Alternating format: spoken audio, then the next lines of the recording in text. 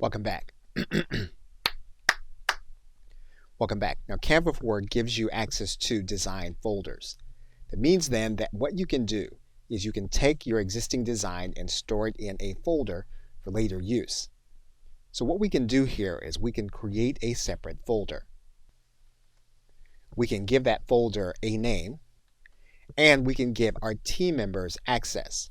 We can give team access to the folder, or we can give access to specific individuals. So in this case, what we can do is we can say that our entire team can edit what's in this folder. We can then click Create and Share Folder. In order to utilize it, what we would do is make sure that we saved our images or designs with a name.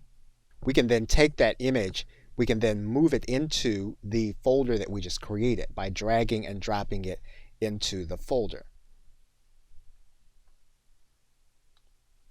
This image will then be part of the folder that we created.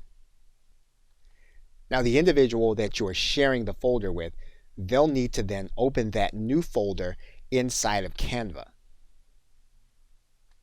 That folder then will be part of their folders, and it'll be part of their shared folders also. They'll be able then to get access to the image in order to work with it. Okay, so with that, thanks, and I will see you in another video.